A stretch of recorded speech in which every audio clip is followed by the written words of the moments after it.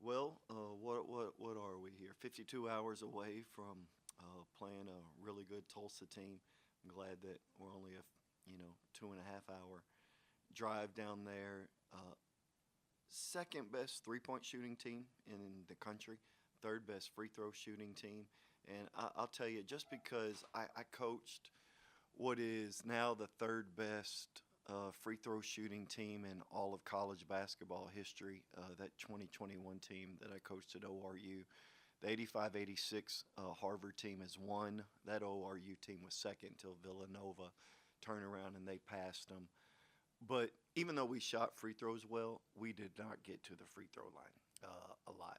They are third in the country at being able to make free throws, but they get there at a 44% rate, which is if you give them a ball 100 times, they're going to shoot 44 free throws. So, again, I'm not the dumbest person in the room, taught calculus, and so I can do a little bit of second grade math. If you just think about it, of 43% from three. We don't have anybody on our team who shoots 43% from three, and Kenyon Giles can shoot. And so collectively as a unit, they're better than anybody that we have individually. So if you think about it, right, that's a 1.29 shot. And then if you shoot 81% from the free throw line, and that's a 1.262 shot. That's a 33-point difference. And so I think they've had two games there where they haven't scored 80 and this year. So just a really potent offensive team and really solid defensively as well. And just we're in for quite the fight on Sunday at 1. We talked last week about this late in the season. Is it analytics? Is it film? You brought up how they're good at three-point shooting. Is it because of creating open looks, or are they really good at hitting tough shots? Both. I think that they do. There isn't much in the way of a transition difference. I mean, they're a 68 possession team. We're a 65 possession team. So my guess is it'll be somewhere in the middle, 66, 67. We'll see how it plays out. Obviously, we need to take care of the ball because you just can't give them easy possessions. Miles Barnstable has the ability to hit really tough shots. I'd say the same thing of David Green and Ade too, number 0. So they have a number of guys who can hit difficult shots, but they know what they're doing. Like they know offensively what they're doing. They know the reads. They make really easy decisions. They have a phenomenal connector in Tyler Barron, who keeps that thing going. So I'd tell you that a lot of it just happens via DHOs. Kind of excitement is there just kind of around the opportunities and to play one of the conference's best teams? None. I mean, it's a game, right? I don't think anything of it. I mean, if you're not excited to play basketball, I could care less who the opponent is, but it doesn't like say, hey, because they got this across the front of their jersey, you know what? That means that we grit our teeth a little bit more. So honestly, we're excited to play, and it really doesn't matter who it is. The team as best team thus far, against them. Kind of felt that to see him just in the short time that he's had to step into the new role. Yeah, I go back to in college basketball, men's college basketball, you win with men, and men are responsible. And they show up, they put aside their personal feelings, they understand their responsibilities. As I tell our guys, if you ever get called a dude, it's an insult. Those are boys with masks. And they act like they have awesome stuff, right? They have cool cars and big beards, but it doesn't make you responsible. And so what I appreciate about Dylan is you got to remember that the number of people who don't stay engaged when things don't go their way is pretty high. I consider steadiness a pretty strong commodity. It's rare in our world, but I don't do well with people who just blow in the wind. And you know what? When it's going well, they do this. When it's going poorly, they do this. He is not that. He's been responsible every step of the way. If you remember at the Bahamas, he did not play the entire trip, stayed engaged the entire time. Some people, it takes when you ask them the things to do, it takes them 2, 3, 4 months, right? A lot of basketball players, much like people who graduate college, no offense, Owen, they think the day they graduate, they're ready to be a Fortune 500 and CEO. And basketball players, sometimes they think they're God's gift to basketball. And you need humility in order to be good. And I would tell you, he has that. He understands that there's a role to play and there's a strength that I need to bring to the team. And he does that. And to his credit, like, he's responsible. And he is a fabulous young man, and you win with people like that. You win with high character guys. And so to watch him flourish, it's one of those things you sit back and you appreciate. And the message to the guards, you just talked about how good Tulsa is on offense. It's going to put a lot of stress on the defense. What's the message to the guards this week and just in their assignments? What do they have to do a good job of this weekend? Yeah, containing the basketball. I mean, I think when you look at Tylen Riley and his ability to get to the free throw line, tell you the same thing about David Green. I think it's lost about how much Miles Barnstable actually gets there. So being able to contain those guys is pretty important.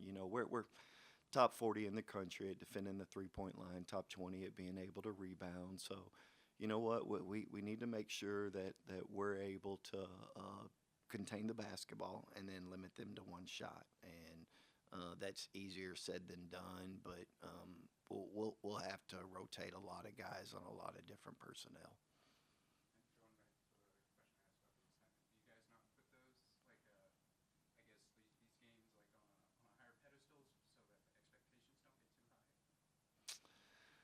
No. No. I mean, no.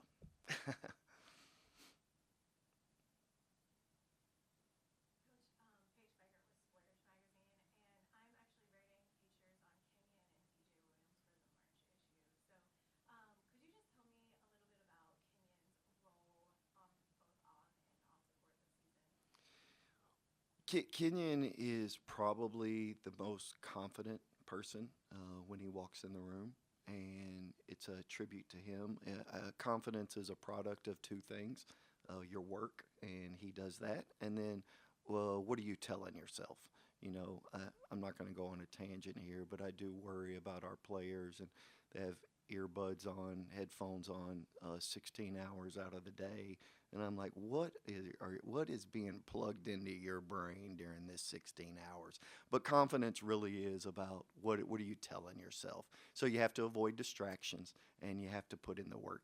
He tells himself the right thing, so much so that he elevates the room, and he'll encourage 5% shooters to shoot. And we have to tell KG, stop. Like, we do not want that to happen. Like, but that's what he does. He just elevates everybody. One, it brims from his own confidence, but two, he believes in other people as well. And so it's just one of those rare things where you get people who can elevate the room. Around a lot of people who live life under a rain cloud, and you just realize you'll never elevate anybody. And I stay away from those people, but that is not him. He does not live under the darkness of doubt, as I reference sometimes to our players. He elevates an entire room with his confidence, and he always believes. And you need as many of those guys like that in your locker room, because the truth is everybody doesn't have confidence. And he can kind of make others believe, even when they're not necessarily operating within their strengths. Going back to TJ, his ability to see the floor, a lot of people can see the floor, but they can't deliver passes. And he actually can see what's occurring, and then he can deliver the basketball. I go back to the game the other day, 3 assists, no turnovers, and, I know he's 3 for his last 20 from the field, but, I mean, you may say you sit here and say you value what he brings, but you're referencing his stats.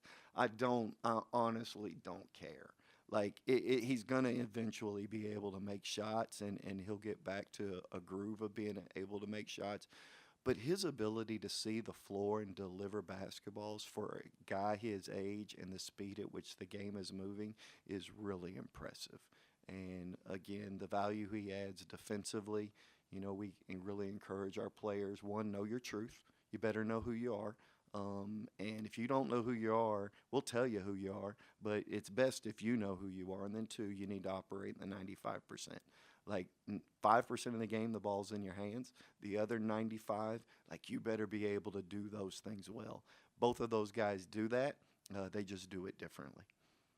Yeah, and going back to your comment on Kenyon, really with his like high confidence, high level confidence, pulling some of the other guys up to that level. Do you see that between him and TJ in particular, and what's kind of their relationship? Yeah, I can't tell you that, but I would tell you KG does that with everybody, like every single person. And we have a red shirt, Tyrus Rathan Mays, and he's been incredible in practice. And KG encourages him, and he's not playing this year, and so it really doesn't matter who.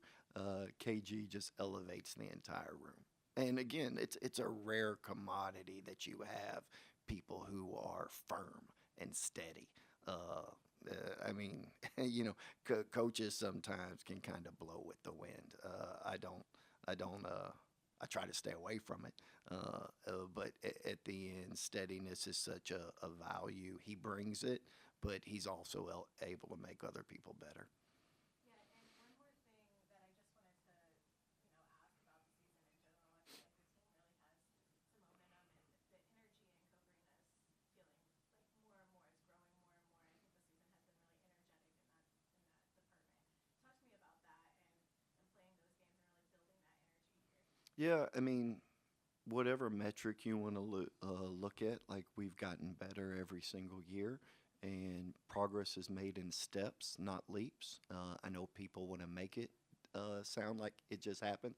I think Kirk Signetti, the Indiana football coach, has ruined it for a lot of coaches out there. They just think you show up and you win. But he even referenced the paradigm shift and what's happening, how you have to spend in order to win.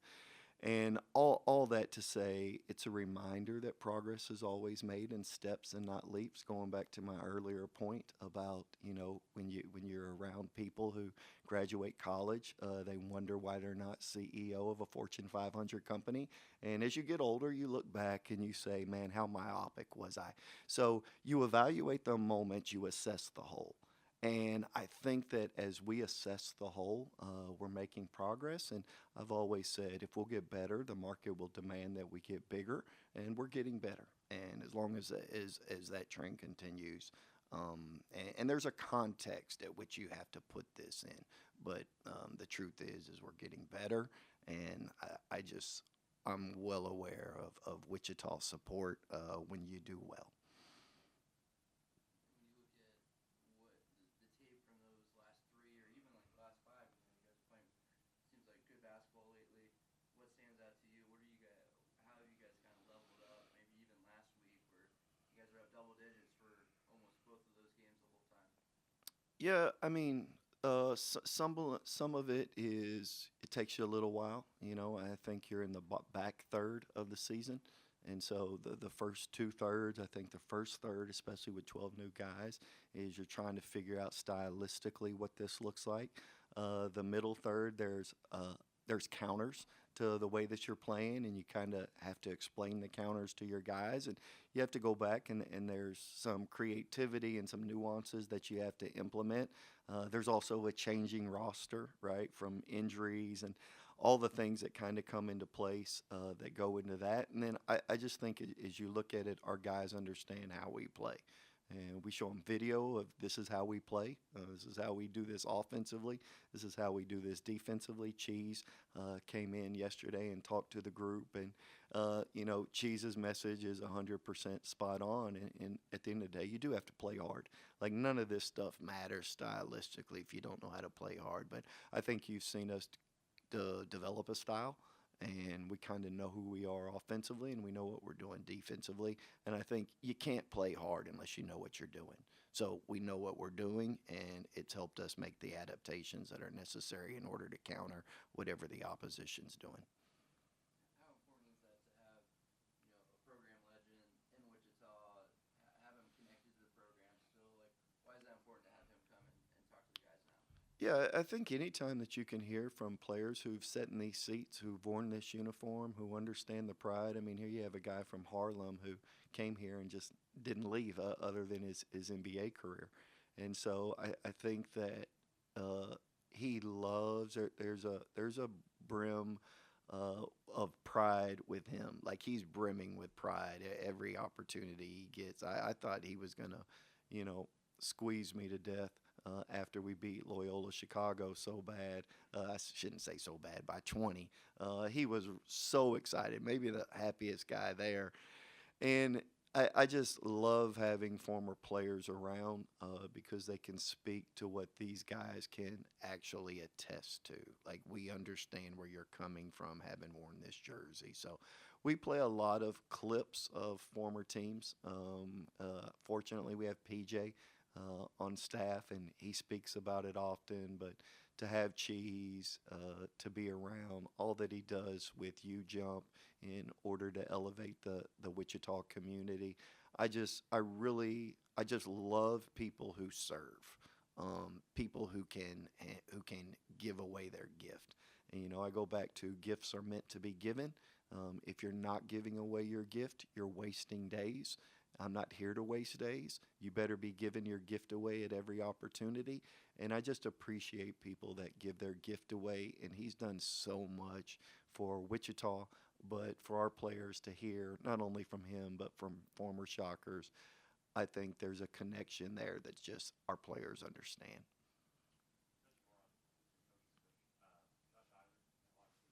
Yeah.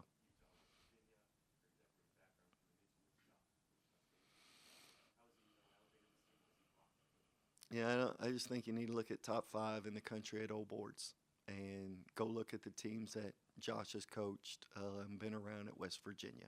And there's this isn't that hard to be able to ascertain the value that he's had, and you can just go look at a metric and you can be able to do that. But just phenomenal. One, he has head coaching experience and wanted a guy I could lean on a little bit more, who kind of, has made those kind of decisions. But two, just lost such a valuable guy in Quincy AC. And, and I could go on and on about Quincy AC, but Quincy did phenomenal work for us in the rebounding. And so I wanted somebody who just understood the value of the possession game. That you always have to win the possession battle, which is rebounding and turnovers, in order to give yourself an opportunity. So if you're minus in those categories, you're always going to be behind. So I knew, just having coached teams and understood the value of possession, that, what, we're going to make strides here.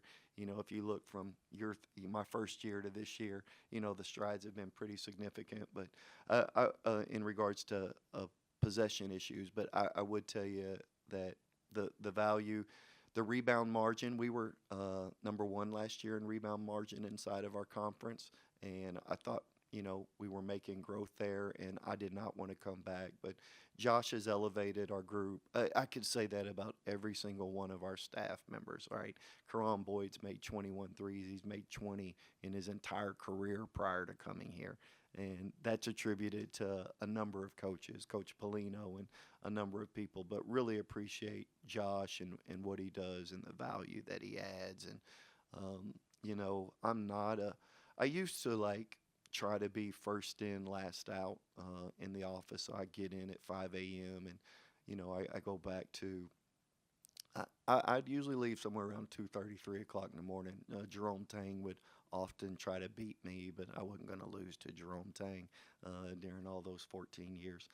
But I will tell you, I don't beat Josh in, and there's he does a terrific job, and you can see it in just the rebounding numbers.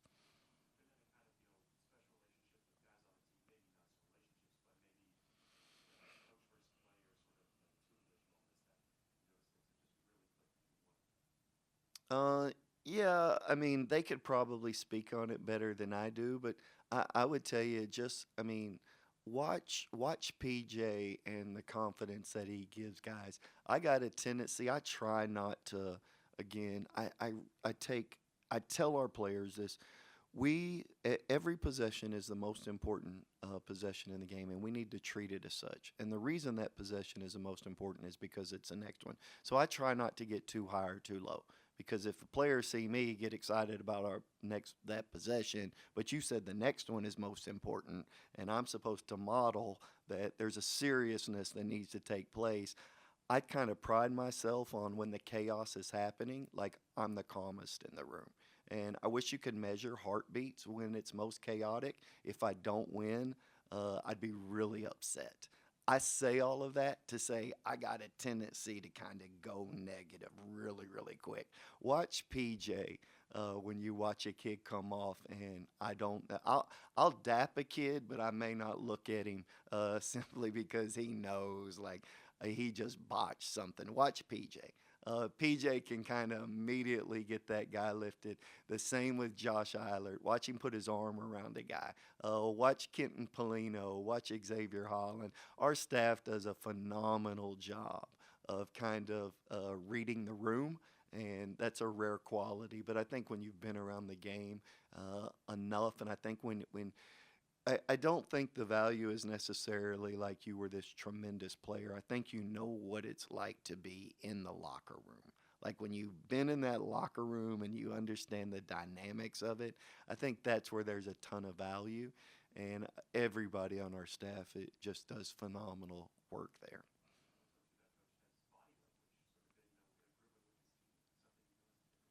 Oh my goodness, yes.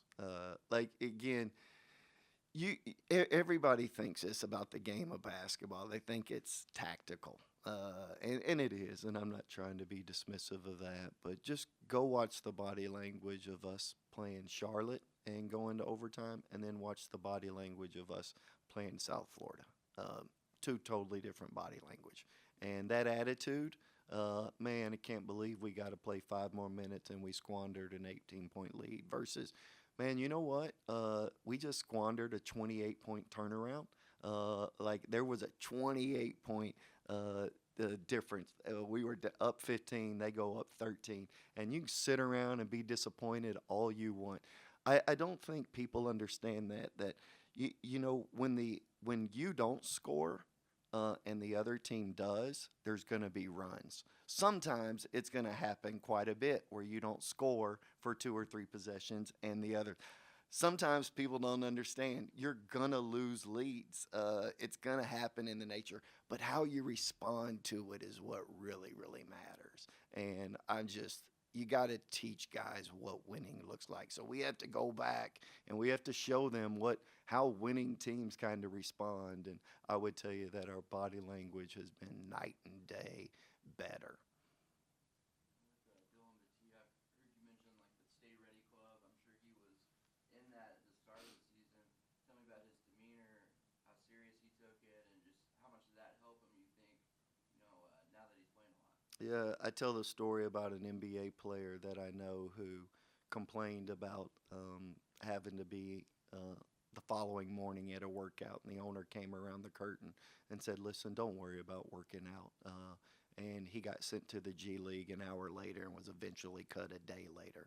Like, you don't complain about the opportunity to get better. In the NBA, if you don't play 12 minutes, you immediately go to the treadmill after the game, pretty much with a lot of organizations. Quincy Acey would often talk about it.